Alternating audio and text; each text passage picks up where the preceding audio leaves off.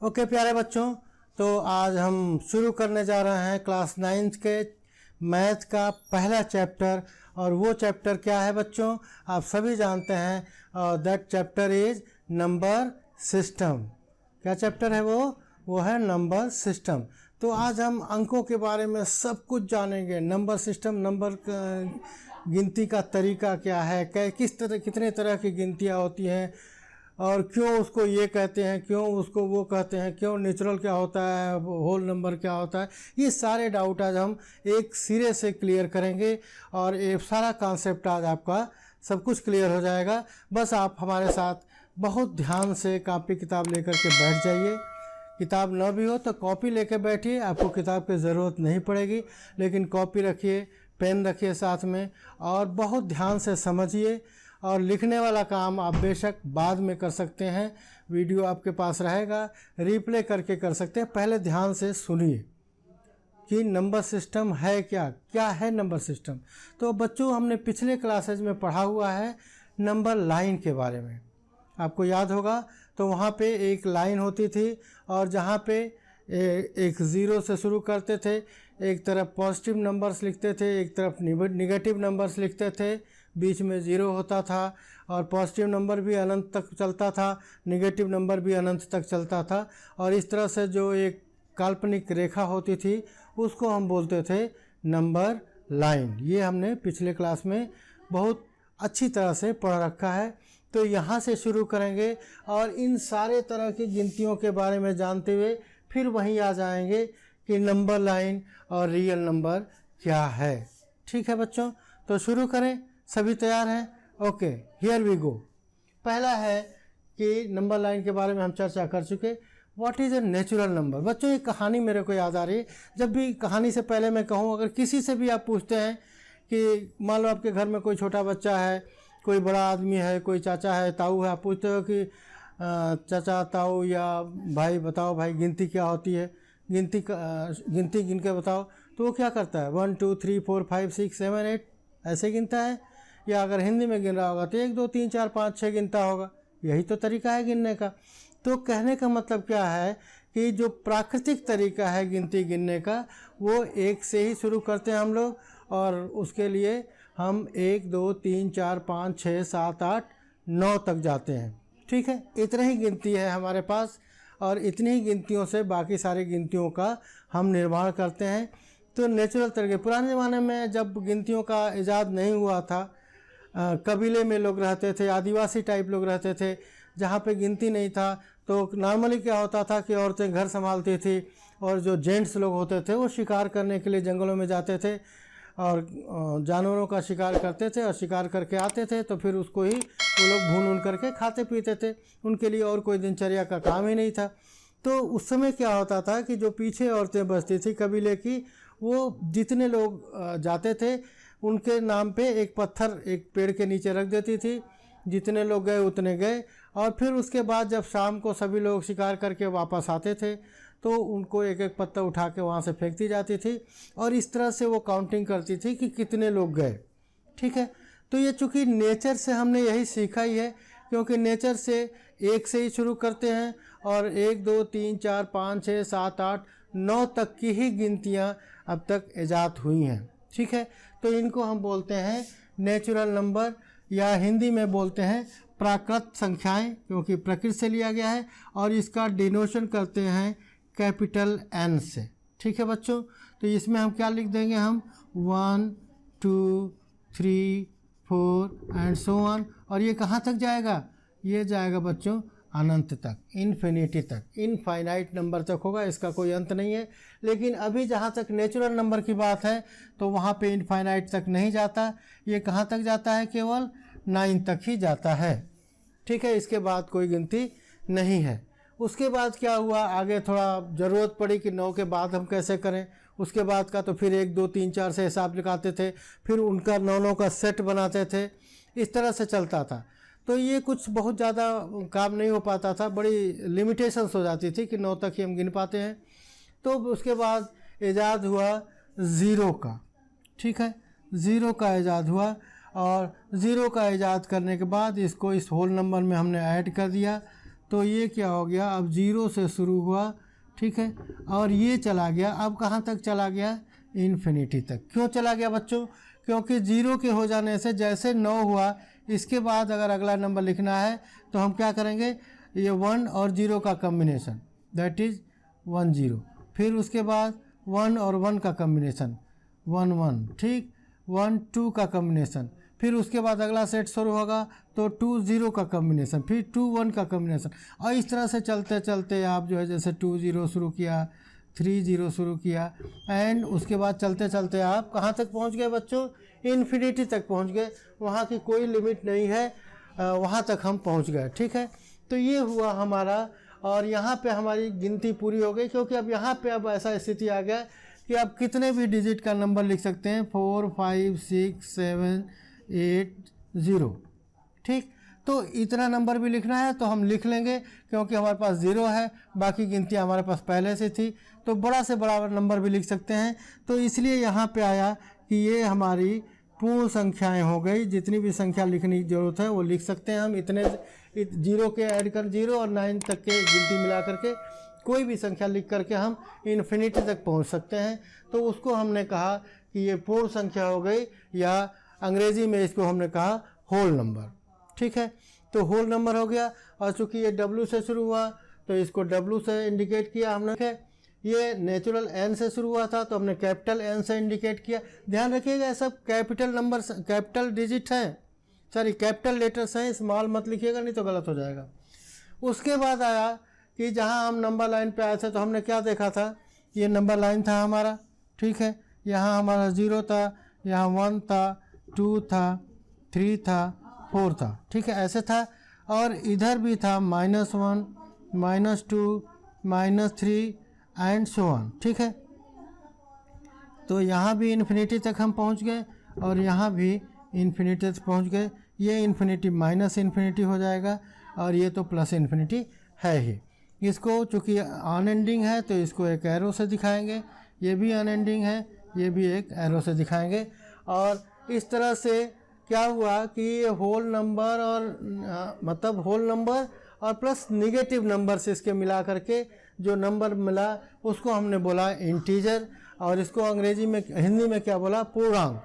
कि अब यहाँ पे पूर्ण, ये अंकों की संख्या जो है पूर्ण हो गई, कि माइनस इन्फिनिटी से 0 और 0 से प्लस इन्फिनिटी तक गए, तो इसके अलावा और कोई संख्या नहीं होगी। जो भी संख्या इसके अलावा जो आप पढ़ेंगे वो सारी इसके अंदर ही आ जाएंगी, इस सेट के अंदर ही।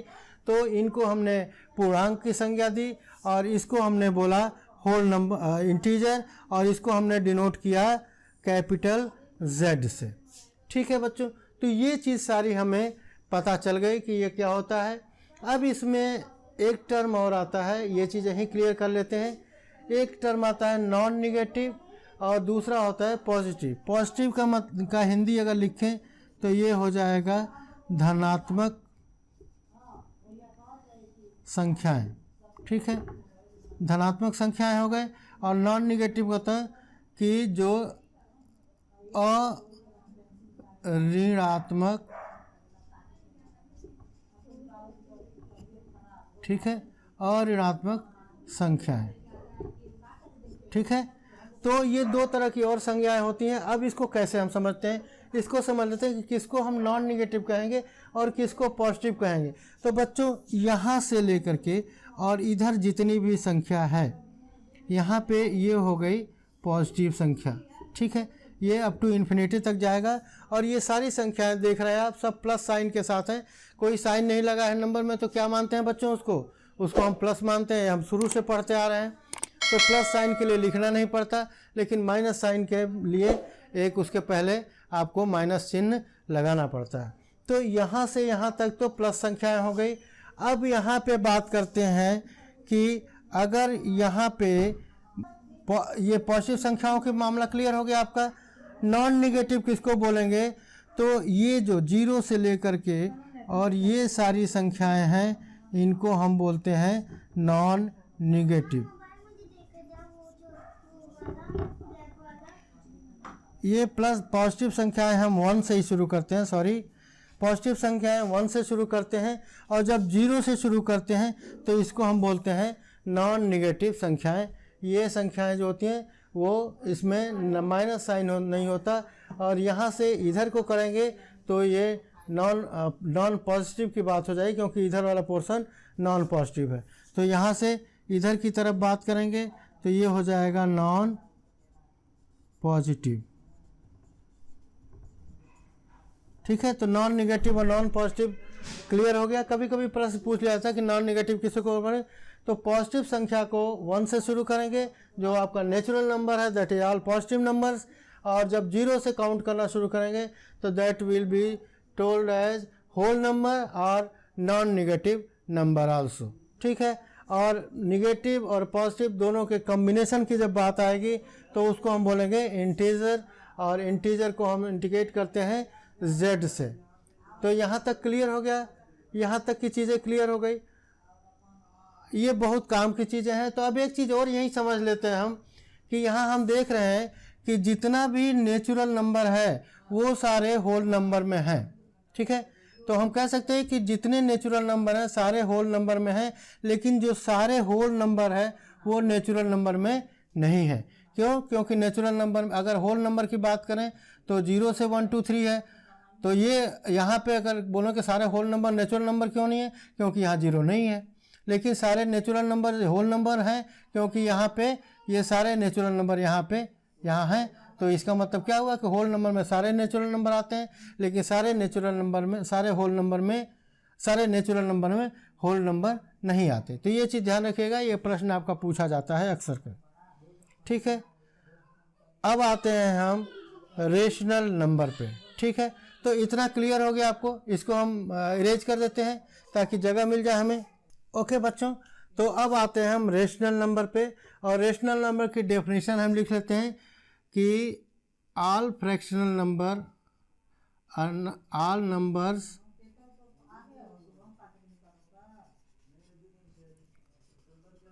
which can be represented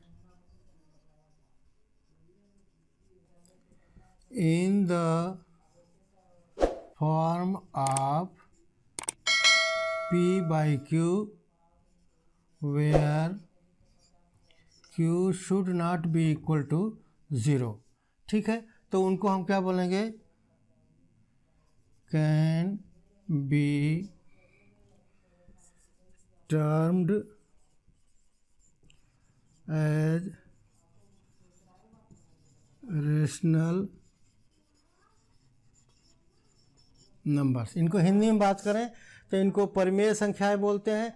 परिमेय संख्याएं का मतलब भिन्नात्मक संख्याएं जो किसी नंबर से डिवाइडेड बाई किस नंबर से हो, या 1/2 के बाद में हो, 3/5 हो, 10/7 हो, ऐसे टाइप के जितने नंबर्स हैं उनको नेचुरल नंबर रेशनल नंबर कह सकते हैं। एक ही चीज़ ध्यान रखना है कि वहाँ पे डिनोमिनेटर कभी 0 नहीं लिख सकते। मीन्स अगर हम ये करें कि 7/0 तो it is not a rational number, where as 0/7 is a rational number. ठीक है, तो 0 में किसी भी नंबर से डिवाइड करेंगे वो जो है रेशनल नंबर होगा, लेकिन अगर 7 किसी नंबर में 0 से डिवाइड कर दिया आपने तो वो नंबर जो होता है नॉट डिफाइंड हो जाता है। ठीक है, नॉट डिफाइंड, ये डिफाइंड नहीं होता, इसका कोई रिजल्टेंट नहीं होता, इसको हम एक्सप्रेस नहीं कर सकते, तो इसलिए ये रेशनल नंबर नहीं होगा। ठीक है, तो ऐसे संख्याओं को परिमेय संख्याएं बोलते हैं, भिन्नात्मक बोलते हैं। अब ये कैसे हम पता करते हैं कि रेशनल नंबर की कौन कौन सा भिन्न जो है रेशनल नंबर होगा, तो ये ध्यान रखना है कि ये 2 तरह के होंगे। या तो वो भिन्न टर्मिनेट हो जाएगा। टर्मिनेट हो जाएगा का मतलब क्या हुआ कि वो कट जाएगा। जैसे अगर हम एग्जांपल लें 2/3 का और इसको भाग दें तो ये 0.6666 ऐसे हुआ, और वहीं पे 2/5 का अगर करें तो ये क्या हो जाएगा 0.5×4=20। तो यहाँ पे टर्मिनेट हो गया, तो ये हो गया टर्मिनेटिंग। ठीक है, और ये हो गया नॉन टर्मिनेटिंग। ठीक है, नॉन टर्मिनेटिंग बट क्या होगा, ये रिपीटिंग है। तो ध्यान रखना, एक तो ये तो टर्मिनेट हो जाए, या तो अगर नॉन टर्मिनेटिंग है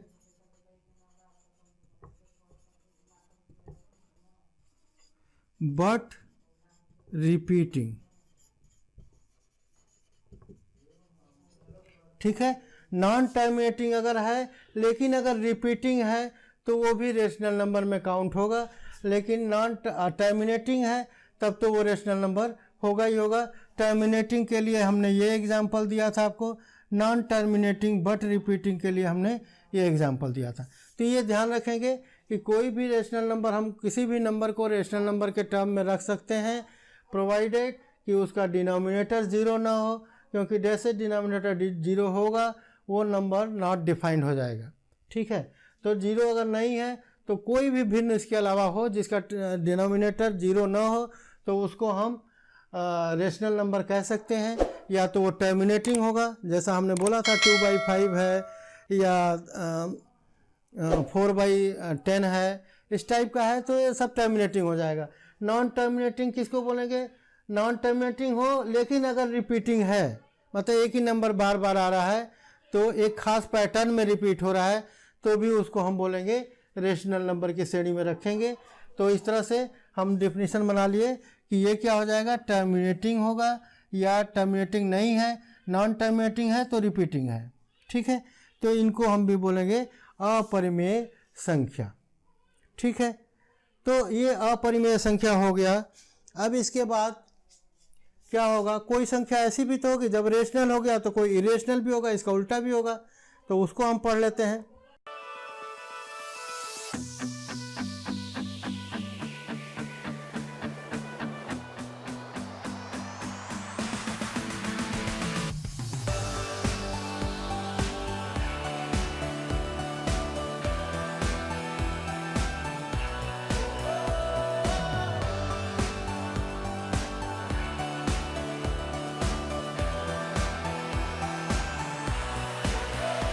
Okay, any number which is non-terminating and non-repeating can be termed as irrational number। तो जो भी रेशनल नंबर है जो कि ना तो रिपीटिंग हो ना तो टर्मिनेटिंग हो, मतलब ना तो वो कटे ही और ना ही वो किसी खास पैटर्न में बार बार रिपीट ही हो, तो उसको हम क्या बोल देंगे, इरेशनल नंबर, ठीक है। तो इरेशनल नंबर जैसे सबसे बढ़िया एग्जांपल है पाई। पाई जो है इरेशनल नंबर है, क्योंकि ना तो ये टर्मिनेट होता है ना तो रिपीट होता है। अब आप कहेंगे सर पाई की वैल्यू तो 22/7 है और वो ना तो डिनोमिनेटर भी जीरो नहीं है, तो वो तो टर्मिनेटिंग, वो तो non repeating non terminating sorry repeating होगा लेकिन टर्मिनेटिंग नहीं होगा, तो भी हो सकता है। लेकिन पाई जो है वो जो 22/7 लिखते हैं that is approximate value, that is not the exact value, ठीक है। इसकी एग्जैक्ट वैल्यू अभी तक पता नहीं चल पाई है, जबकि इसका जो है वो कैलकुलेशन अभी भी जारी है, इसका रिजल्टेंट अभी भी नहीं आया है कि कब कटेगा या टर्मिनेट होगा। ना टर्मिनेट होता है, ना कटता है, ना रिपीट होता है, तो ये कंडीशन है पाई का। ऐसे ही जितनी भी अंडर रूट वाले नंबर हैं, √2, 3, √5 एंड सो ऑन, तो ये भी सब इरेशनल नंबर हैं, क्योंकि ये एक किसी पर्टिकुलर पैटर्न में रिपीट नहीं होते हैं। तो लाइट जाने वाली है, हाँ, तो इसलिए यहाँ तक आज हमने क्लियर कर लिया। और इन दोनों को मिला के जो संख्या बनती है उसको हम बोलते हैं बच्चों रियल नंबर, ठीक है। इन दोनों को मिला के जो संख्या बनती है ये रियल नंबर है, जिसमें क्या क्या होता है, पूरे rational number RATIONL rational number plus बचे हुए जो भी इरेशनल नंबर हैं,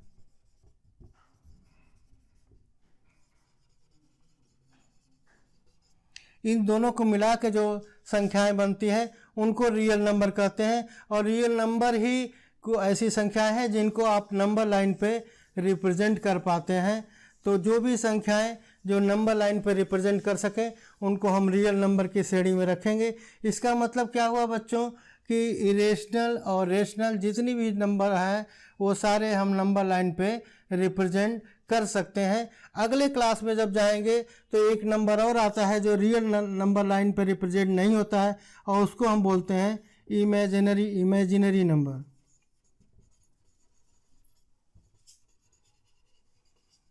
ठीक है, और ये नंबर आप जब 11th क्लास में जाएंगे तब आपको सिखाया जाएगा। ठीक है, तो अभी तक इतना ही। अब अगला वीडियो, ये वीडियो बहुत ज़्यादा लंबा ना हो जाए तो हम यहीं इसको ख़त्म करते हैं।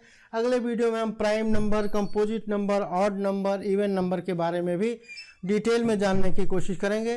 तो यहाँ तक के लिए, अभी तक के लिए इतना ही। हमने क्या क्या सीखा एक बार रिवाइज कर लेते हैं। हमने सीखा नेचुरल नंबर, हमने सीखा होल नंबर, हमने सीखा इंटीजर्स, हमने सीखा रियल नंबर, हमने सीखा इरेशनल, हमने सीखा रेशनल नंबर। ठीक है, और इनके और छोटे मोटे पार्ट्स जो है हमने डिटेल में सीखा। इसके बाद भी अगर इन नंबर्स के ऊपर अगर कोई आपको डाउट होगा तो आप कमेंट में लिखिए, हम दोबारा चेकअप करेंगे।